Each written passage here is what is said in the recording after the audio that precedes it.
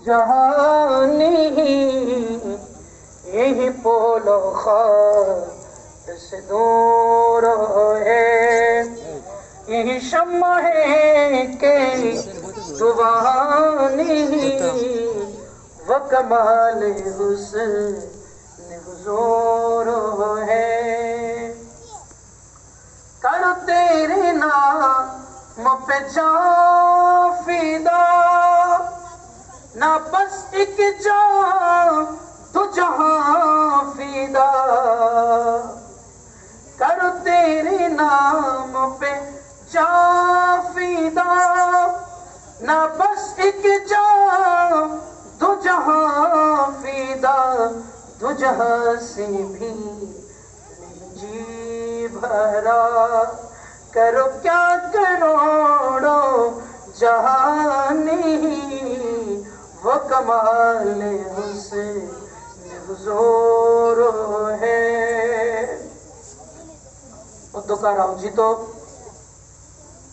রাঙ্গুনিয়া থানার ঐতিহ্যবাহী রাজানগরস্থ মুয়াজ্জিন বাড়ি ও সৈয়দ আহমদ মিয়াজি বাড়ির একতা সংঘের ব্যবস্থাপনায় সকল ঈদের সেরা ঈদ ঈদে মিলাদুন নবী সাল্লাল্লাহু আলাইহি ওয়াসাল্লাম উদযাপন উপলক্ষে মুয়াজ্জিন বাড়ি কবরস্থ সংলগ্ন ময়দানে আজকের আজমুসান মাহফিলের সম্মানিত সভাপতি, এদেশের আলিমকুল সম্রাট আমার পরম শ্রদ্ধাভাজন উস্তাদ ওসিলতি ফিদ দুনিয়া ওয়াল আখিরা, এবং বিশেষ করে আমাকে আহলে সুন্নাত ওয়াল জামাতের খিদমতের মধ্যে যিনি সবসময় গাইড করে থাকেন, সে মহান জাত বাবরকাত মির্জাপুর জয়নুল উলুম আলিম মাদ্রাসার সম্মানিত অধ্যক্ষ, অত্র এলাকার কৃতি সন্তান হুজুর আল্লামা মাওলানা আজিজুল হক আল কাদেরী কদমাহু আলা রাসি মুআইনি, প্রধান বক্তা হিসেবে বক্তব্য রেখেছেন রাঙ্গুনিয়া নুরুল উলুম কামিল মাদ্রাসার সম্মানিত আরবি প্রভাষক হুজুর মাওলানা মোহাম্মদ আইয়ুব রেজভী। আজকের মাহফিলের অন্যতম ওয়াইস হিসেবে তাকরীর পুর তানবীর পেশ করেছেন সোনারগাঁও দাখিল মাদ্রাসার সুনামধন্য সিনিয়র মুদাররিস আমার পরম শ্রদ্ধাভাজন উস্তাদ হুজুর মাওলানা মোহাম্মদ আলী আনসারী কদমাহু আলা রাসি মুআইনি। উদ্বোধক হিসেবে বক্তব্য রেখেছেন অত্র এলাকার সন্তান তাহিরিয়া শাহী জামে মসজিদ চন্দ্রকোনা নিসবাগানের সম্মানিত ইমাম আমার পরম শ্রদ্ধাভাজন হাফেজ মাওলানা মোহাম্মদ জামাল উদ্দিন আল কাদেরী।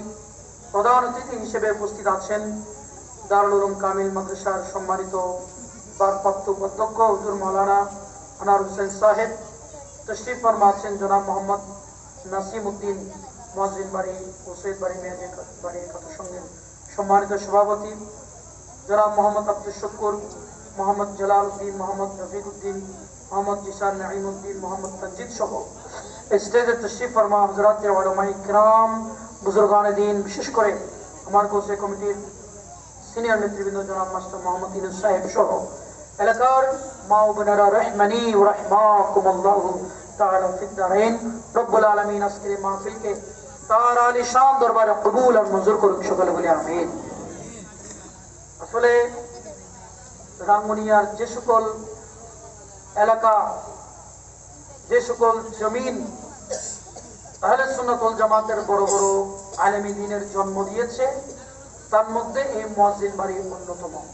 নগর বলেন সুবহানাল্লাহ। স্টেজেই দেখতে পাচ্ছেন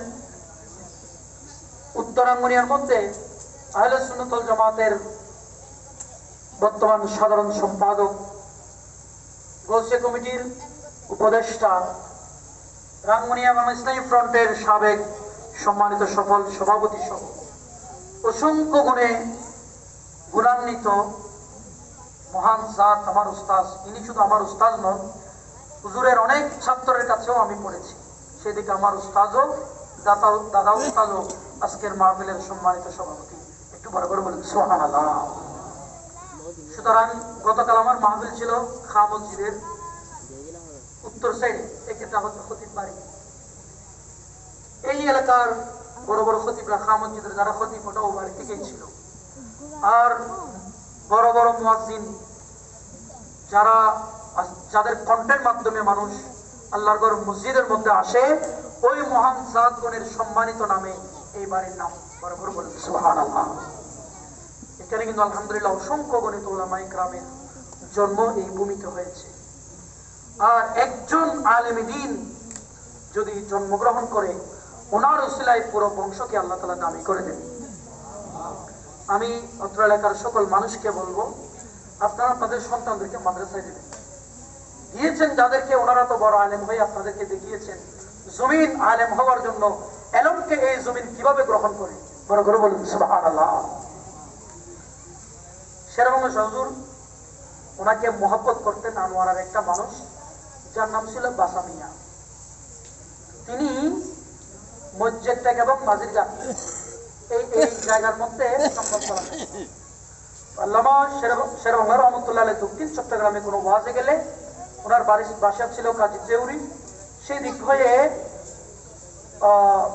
মাঝিরঘাট হয়ে মসজিদ ত্যাগ যেতেন নৌকায় চড়ে। তো এই যে বাসা মিয়া, তিনি যেদিন শেরবাংলা হুজুর ওয়াজ করে, সেই দিন তিনি কোনো অবস্থায় অন্য কোনো ভাড়া নিতেন না।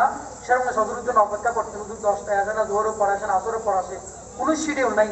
পুরা দিন সাম্পান নিয়ে সেখানে বসে থাকতেন। শেরবাংলা হুজুর আসলে ওনাকে নিয়েই নদীর ওপারে গিয়ে সাম্পানে টিকে রেখে একেবারে হুজুরের সাথে মাহফিলে চলে যেতেন। মনে করে বলুন সুবহানাল্লাহ। এমন কোনো শিক্ষিত মানুষ ছিল না। একদিন শেরবাংলা হুজুর আর বাসা মিয়া মাঝখানে কেউ নেই, নদীর মাঝখানে। শেরবাংলা হুজুর জিজ্ঞেস করলেন, বাবা তুমি আমার জন্য এরকম করে নিজের জীবন ফিদা করে দিলে, আজকে এখানে তুমি আর আমি ছাড়া কেউ নেই। আজ